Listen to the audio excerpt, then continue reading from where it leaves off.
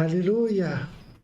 Miarabantsika rehetra amin'ny anara-mahery Jesosy Kristy tonga soa indray amin'izao ora iraisantsika miaraka amin'iray izao. Ahafantarantsika ny sitrapon'Andriamanitra, ahafahantsika miankohaka eo anatrehany. Miaraba manokana ho anareo Ifelana, Isabella, Hery, Pasteur Noma, Félicien sy izay rehetra ho avy eo azadino ny manaparitaka an'izao roa izao ahafahantsika mahafantatra ny sitrapon'Andriamanitra. Ary araka ny teny Jesosy tahaka ny Maria hoe mifidy ny anjara tsara tsika ary tsy hoesorina amintsika izany anjara tsara izany. Rehefa miaraka amin'ny Jesosy dia misafidiana ny anjara tsara, misafidiana ny hafantatra ny sitrapony. Alleloia. Ka androany andaontsika hivavaka. Hivavaka tsika ametraka n'izao fotoana izao ampelantanan'ny Tompo ny amin'ny zavatra rehetra izay ho ataontsika androany. Asan-drato ny feonao dia makasitrahan'Andriamanitra amin'ny andro androany, zava-bita androany amin'izao ora izao ahafahanao iheny koa ahafahanao manaraka izao fampianarana izao. Asan-drato ny feonao dia ndaontsika hivavaka.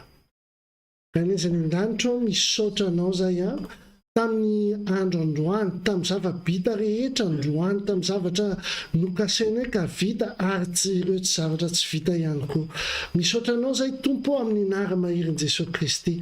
Raha ahafahanay Tompo mideranao, ahafahanay mizara ny teninao, ahafahanay mahafantatra ny sitraponao. Tompo kasio ny fiainan'ny tsirairay avy, kasio ny fony tsirairay avy Tompo. Areo ka isy teny ray avany aminao, ahafahanay lala ny sitraponao sy ankatohanao Jesosy malala. Amin'ny anara-maherinao Jesosy miaraka amin'ny herinao fanahy masina tsara indrindra. Amen, amen. Azadino ity volana ity dia volan'ny fifantohana, volan'ny fifantohana. Le tamin'ny Petera, le nahitan'i Jesosy teny ambony rano izy dia nibanjina ary nifantoka tany amin'ny Jesosy ny masony dia afaka nandeha teny ambony rano izy. Fa rehefa nijery le rivo-doza izy dia nanomboka niletika teo. Ampatsiahivintsika izany fa ity volana ity dia volan'ny fifantohana, hifantoka any amin'ilay Jesosy Kristy antsika, fantoka any amin'ilay Andriamanitra antsika. Amen. Ahafantarantsika ny toetrany, ahafantarantsika ny hoe ahoana ny momba azy. Ary omaly moa ny nanombohana ny fifantohana tamin'ny lahady tany am-piangonana, fa omaly ihany koa tamin'ny laiva eto dia hoe ny herin'ny fanontaniana. Izany hoe mila manontany ianao rehefa misy fifantohana tianao azo. Androany no mitohy ny fampianarana, koa mahereza miheno finaritra ianao fa androany ary amin'izao fotoana izao aoka ny sofinao ho sofin'i Jesosy. Aoka ny masonao fomba fijerin'i Jesosy ny masonao. Aoka ihany koa ny fisainanao dia fisainan'i Kristy. Alleloia. Andao tolotsika aminazy aloha isika sy momba antsika rehetra.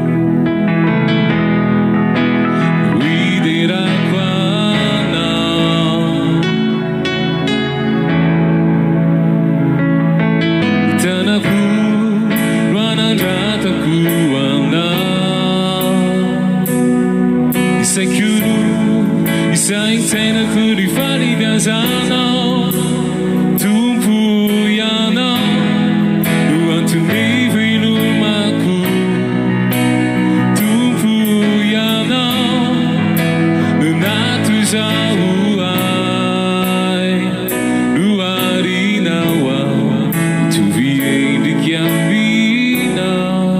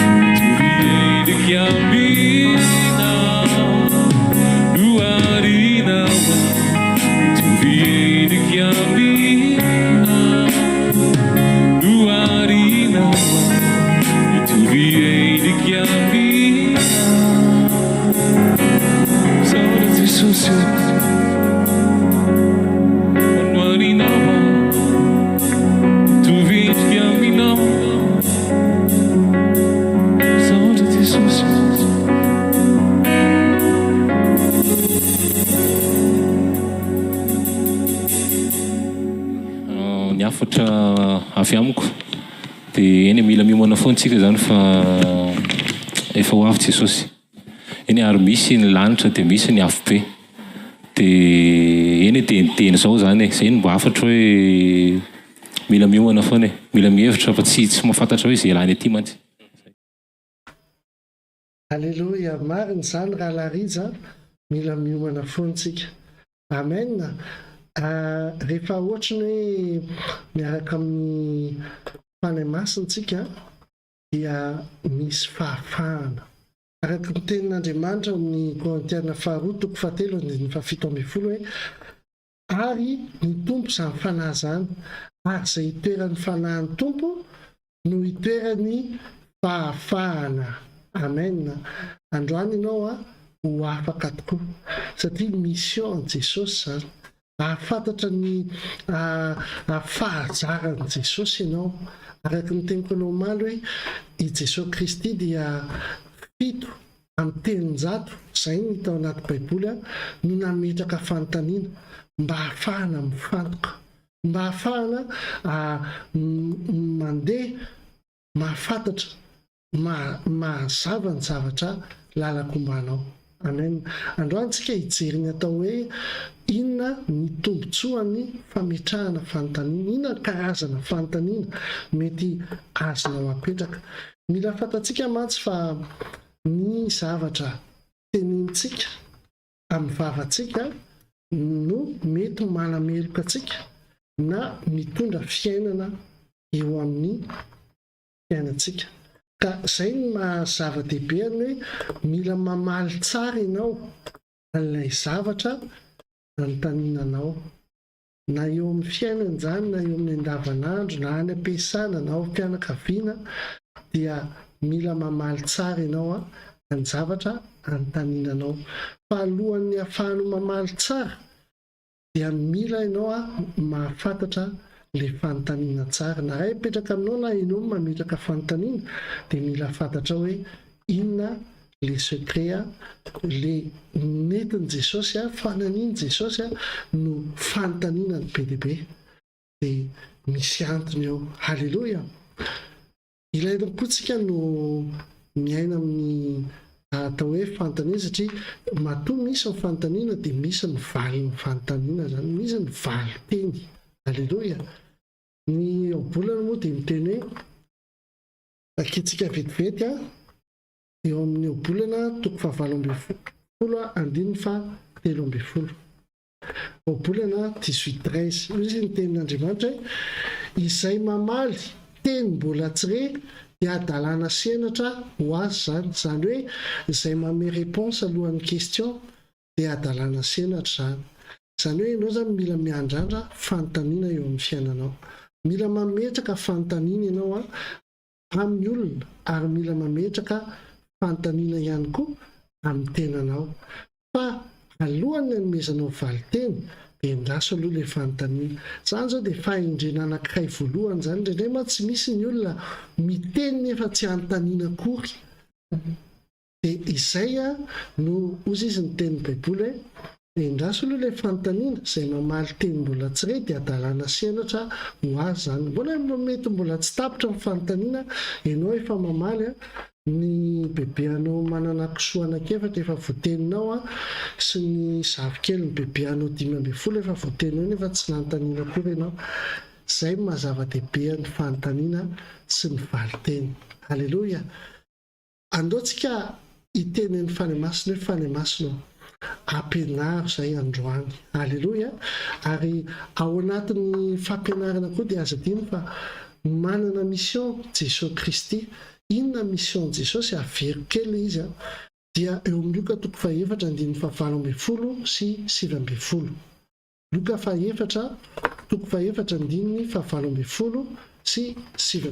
Ny teny toy izao hoe ny fanahy Jehovah ny ato amiko, satria nanositra ahy hiteny, hitory teny soa mahafaly amin'ny malahelo izy.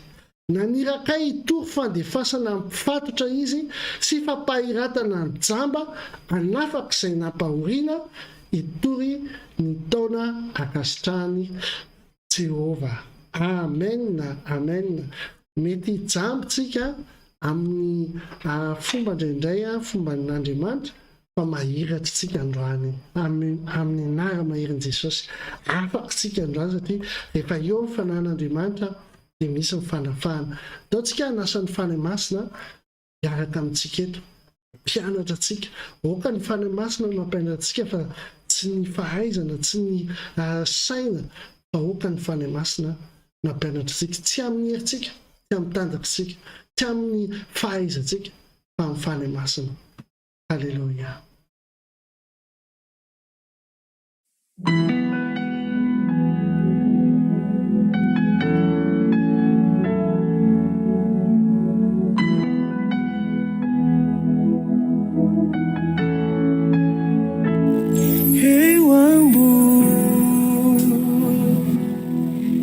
Fiderana sandatray no fitoerana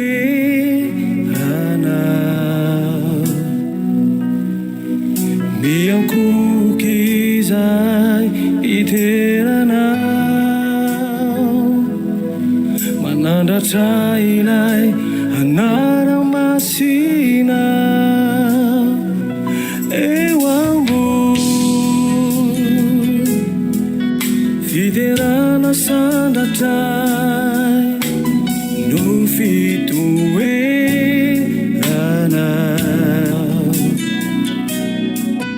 miankoky izay iterana anandratra ilay anara masina masinyanao bevoninahitra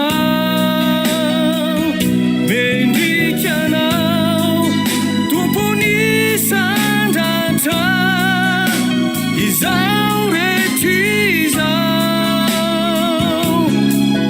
miondrikana teanao tompo ianao misandratao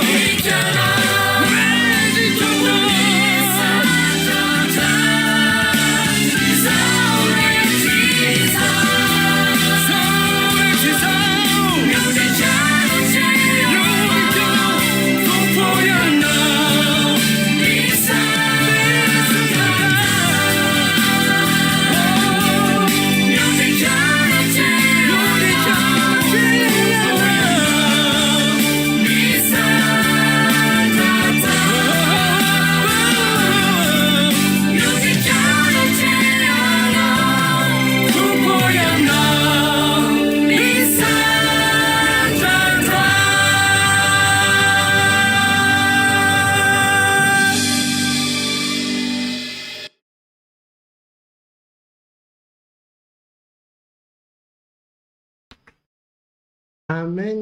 Misandrata tompo. Halleloja. Ity volana ity averintsika dia volan'ny fifantohana. Amen. Volan'ny fifantohana ity volana ity ary afantarinao hoe tena ny fantoka marina ve ianao satria matetika mantsy rehefa miaino fampianarana ianao dia tsara ianao mifantoka mahafantatra hoe inona ilay antony ianaranao ahafantaranao ny sitrapon'Andriamanitra. Ka ity misy fanomezana. Misy fanomezana izay omena amin'ny alahady ho avy izao ao am-piangonana. Raha ohatra ianao ka mahavaly an'ity fanontaniana ity. Ao anatina hira anankiray ho alefantsika dia valinao ilay izy. Ao aorian'izay tsy raisina intsony fa ao anatin'ilay hira fotsiny no valinao. Tanisao ireo fanontaniana valo nampianarina omaly. Tahian'Andriamanitra ianao tanisao ireo fanontaniana valo izay nampianarina omaly. Dia ao anatin'ny hira ity no amalinao anazy dia izay mahavaly an'izy rehetra dia mahazo an'ity fanomezana ity amin'ny lahady. Halleloja.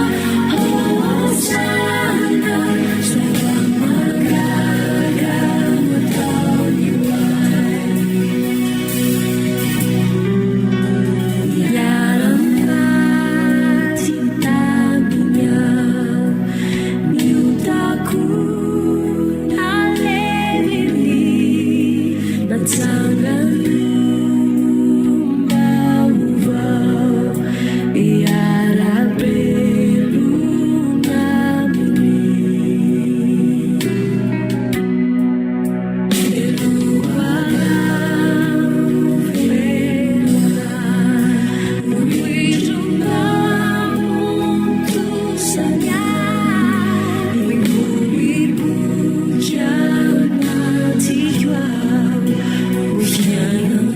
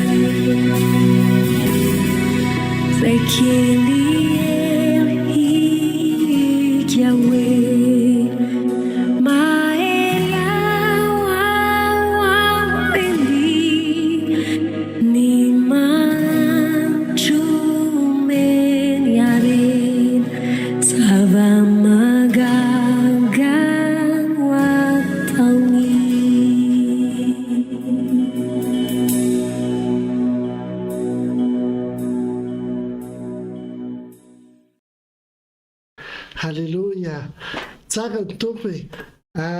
Valon'ny fanontaniana eto moa zany a dia idealy nosorery no nanoratra na dia tsy feno aza fa dia norso zany mahazo an'le zavatra amin'ny lahady. Félicitation norso. Hotoizantsika inona ny antony hametrahana fanontaniana. Hitondra antsika hifantoka aloha.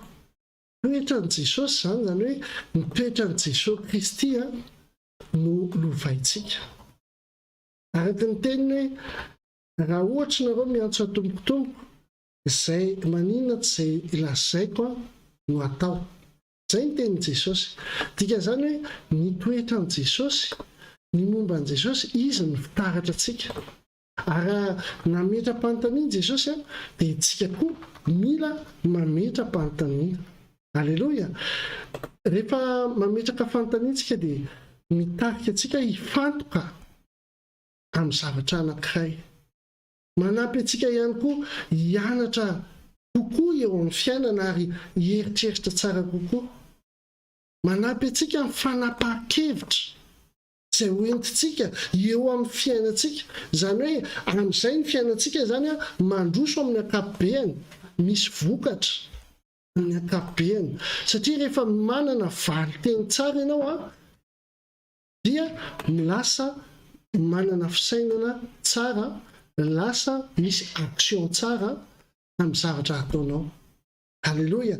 Ary inona ihany koa hoe indraindray tsika mila mametraka fanontaniana amin'ny tenantsika. Amin'ny tenantsika mihitsy, amin'izay mivelatra tsara ary mazava tsara ny lalak'zorantsika. Halleloia. Tsara ny tompo e. Ny zavatra ilaina mantsy dia fametrahana fanontaniana ahafahana mahazo valiteny amin'ilay fanontaniana. Fa mila fantatsika fa misy karazany kosa nefa ilay fanontaniana izay mila apetraka. Misy karazany. Karazany voalohany dia fanontaniana tsara na hoe bonne question. Ao anatin'ilay bonne question io zany dia misy ny hoe question constructive. Misy question pertinente, zany hoe inona ny tanjon'ilay bonne question dia mampandroso anao. Halleloia. Mampandroso anao. Ary io bonne question io na hoe fanontaniana tsara io no velabelarintsika androany. Fa teneniko aloha hoe inona ny karazana fanontaniana misy an'ilay fanontaniana tsara bonne question. Faharoa, misy ny atao hoe fanontaniana fandrika na hoe question piège. Io indray dia fanontaniana tsy mampandroso fa fanontaniana izay misy ny fanambakana sy fandravana ao anatin'ilay izy. Misy tetika ratsy zany ao ambadika any atao hoe question piège na atao hoe question destructive ihany koa ny fitenena azy. Araka ny tenin'ny Baiboly moa hoe ny fahavalo tsy avy raha tsy andrava, andringana sy hamono. Efa misy question piège zany dia misy endrika fandravana, misy endrika fanambakana, misy endrika planina ratsy zany eo. Ary misy karazana fanontaniana fahatelo dia ny fanontaniana adaladala na atao hoe question bête. Inona indray le tanjon'ny question bête io dia le mitarika fahasorenana ho an'ilay ametrahana anazy na mitarika tsy fifantohana amin'ilay ametrahana anazy. Satria ilay olona mpametraka fanontaniana tsy mieritreritra tsara ilay fanontaniana apetrany akory dia lasa mitarika fahasorenana sy fandaniam-potoana ho an'ilay olona ametrahana fanontaniana.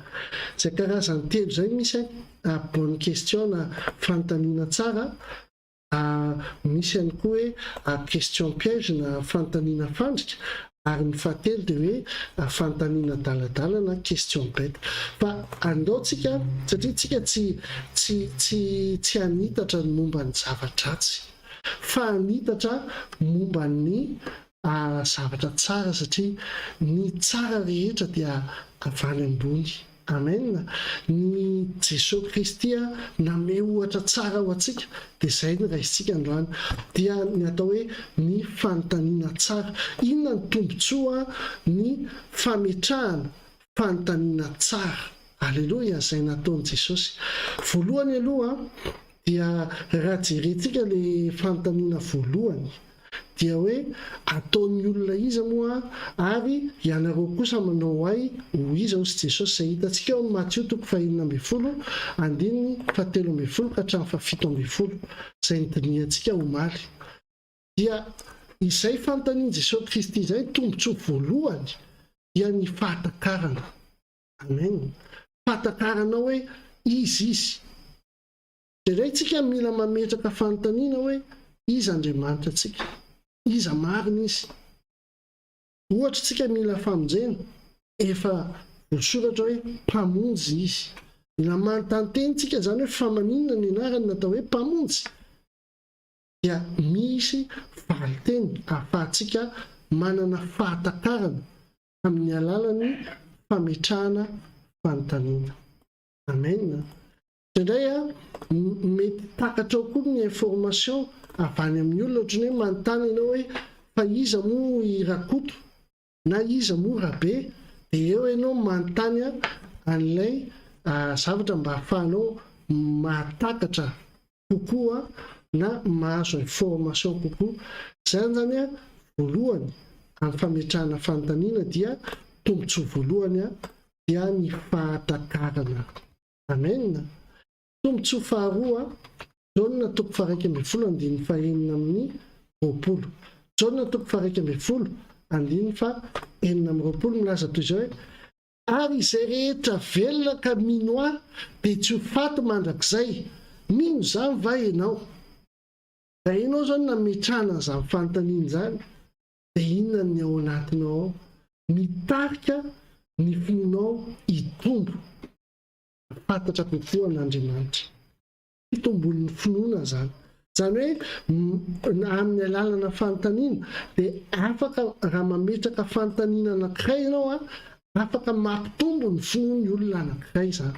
Takan Jesosy Kristy nametraka ny fanontaniana io zany, mino zany va ianao fa izay rehetra mino azy dia ho velona mandrakizay. Ianao zany mamaly an'ilay fanontaniana hoe mino anao na tsy mino anao, fa raha mamaly an'ilay fanontaniana hoe mino dia mampitombo ny finoanao. Aza adino fa raha tianao akasitrahan'Andriamanitra ny mombanao rehetra dia mila manana finoana ianao. Alleloia. Izay ny tombontsoa faharoa amin'ny fametrahana fanontaniana tsara. Ary tombontsoa fahatelo izay hitantsika ao amin'ny Matthieu 20:2-30 hoe inona no tianareo ataoko aminareo? Amen. Inona no tianareo ataoko aminareo?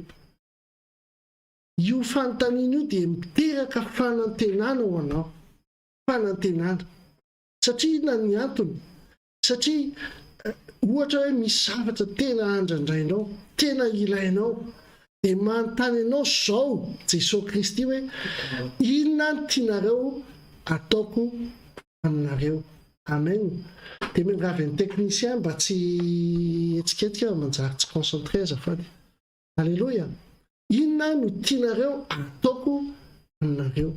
Izany fanontaniana izany dia mitondra fanantenana eo amin'ny fiainantsika. Alleloia. Mitondra fanantenana lehibe eo amin'ny fiainantsika. Satria misy filatsika dia manontany ny tompo hoe inona no tianao ataoko anao ary? Dia mitondra fanantenana zay. Tombontsoa fahatelo ny fanantenana. Amen. Ary tombontsoa fahaefatra, eto zany ianao dia manaraha tsara ny tombontsoa fahaefatra amin'ny fametrahana fanontaniana ity.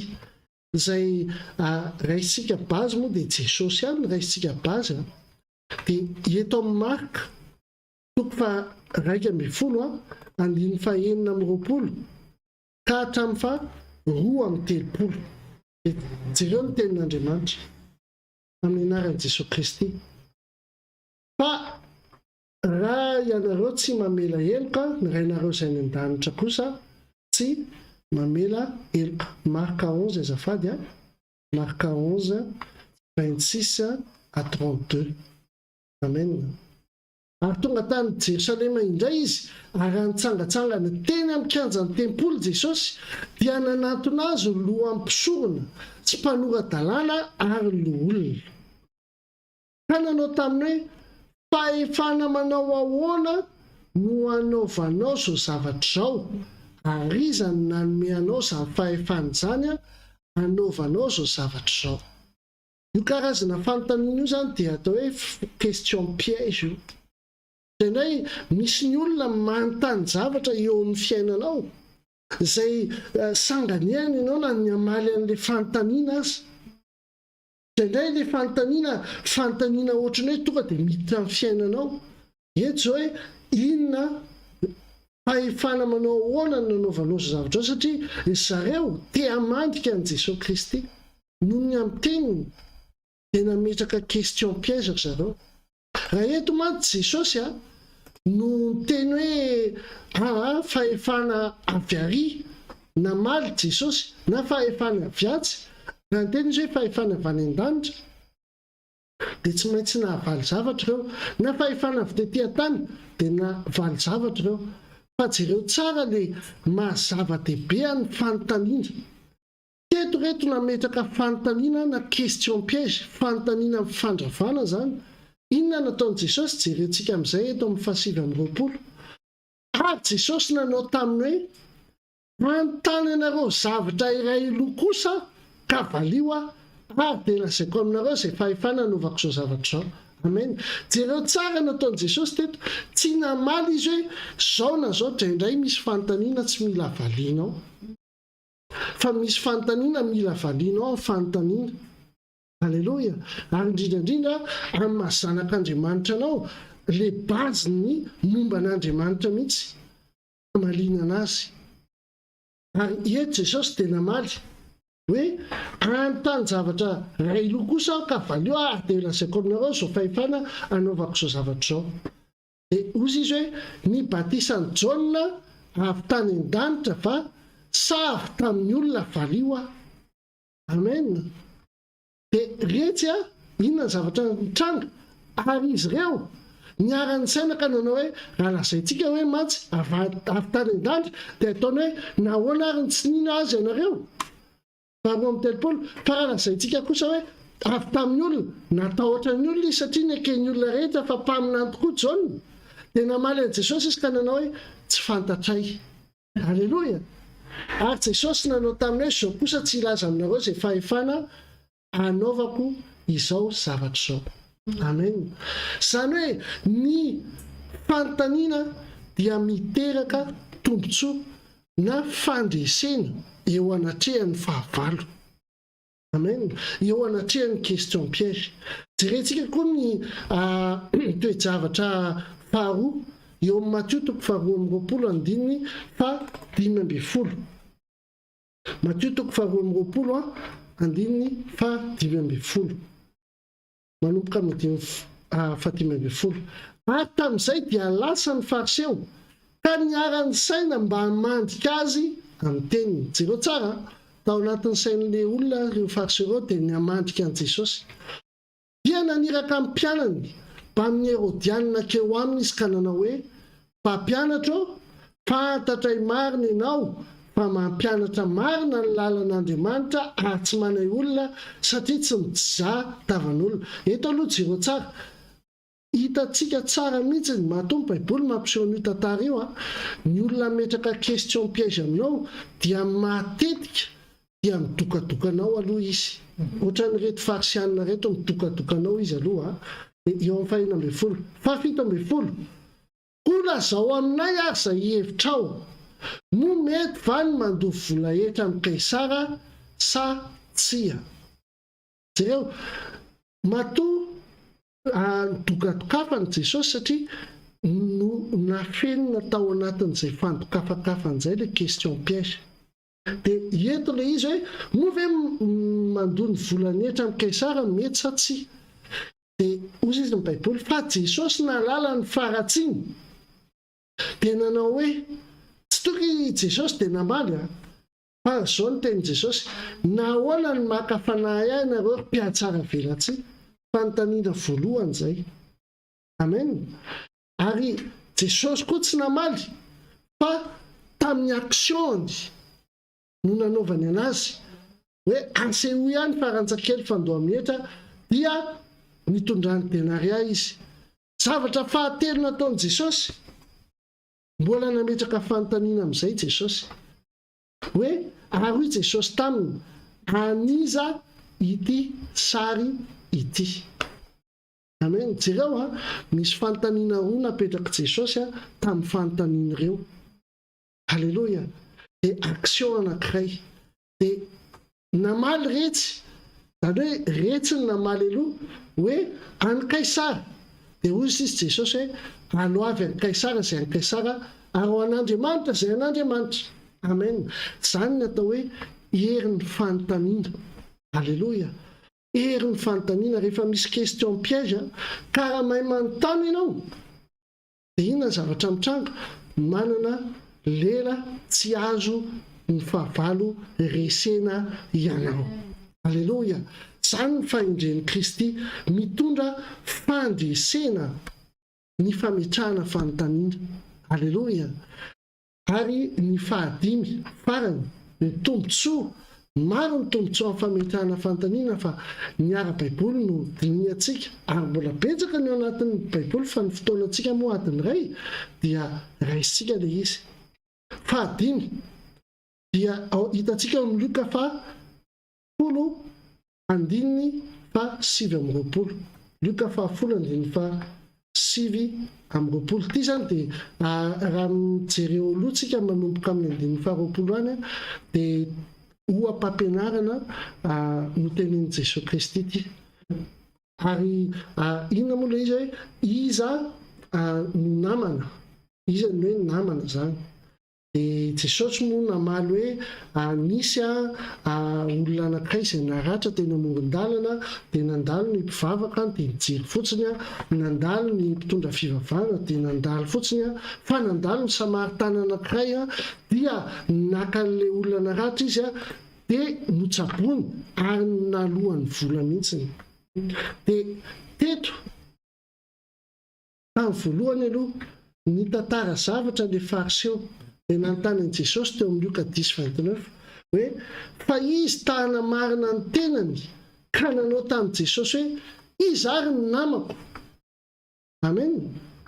Satria tamin'izany ny fariseo tsy afaka mifandray amin'ny olona mpanota ana dia nanontany hoe izy ary ny namako.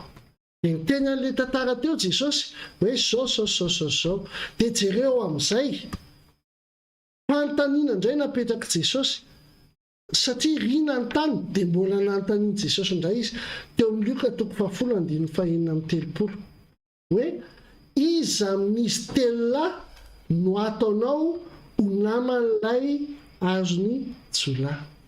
Amen. Zany hoe nisy tantara kely anankiray ny tenin'i Jesosy Kristy mba hampatonga saina anazy, mba hampivelatra ny sainy. Amen.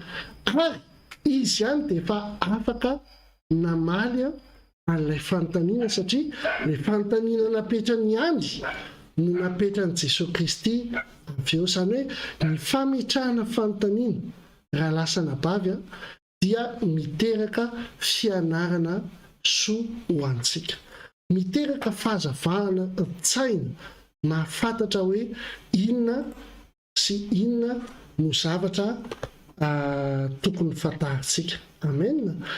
Ary amarana koa ato amin'ny obolana izay ahafahanao mieritreritra androany alina. Ao amin'ny obolana toko 7 andininy 7 Alleloia. Ary ny 17. Zao ny tenin'Andriamanitra. Ny molotry ny adala manatona ny fifandirana, ary ny vavany miantsy kapoka. Amen. Mba tsy ho adala zany ny vavanao mila mametra-panontaniana ianao mba azo valiteny tsara. Alleloia. Zany hoe tsy manao question bête ianao zany, fa mametra-panontaniana ianao ahazoanao valiteny tsara, na amin'ny tenanao io, na mametra-panontaniana amin'ny olona ianao, na mametra-panontaniana amin'ny mpanompon'Andriamanitra ianao, na mametra-panontaniana izay olona tianao apetrahana, fa anjadino vavan'ny adala ny fandriganana ho azy, ary ny molony ihany no fandriky ny fanahiny.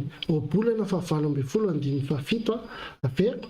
Ny vavan'ny adala ny fandriganana azy, ary ny molony ihany no fandriky ny fanahiny. Fanontaniana sy valiteny, izay ny ao anatin'ny vavantsika. Mila tandremana tsara efa mametra-panontaniana hoe mba le fanontaniana mampandroso no apetrakitsika.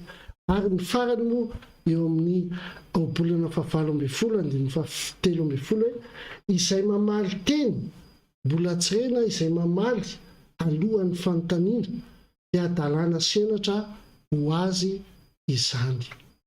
Mila fakafakaitsika ary mila saintsaintsika lalina izany tenin'Andriamanitra izany mikasika ny fanontaniana, mba hahafahantsika mifantoka tanteraka amin'ny tenin'Andriamanitra. Izay mahatonga ny tenin'Andriamanitra miteny hoe saintsainy andro amalalina ity boky lalàna ity, fa raha manao an'izany ianao dia ho ambinina amin'ny zavatra rehetra izay ataonao.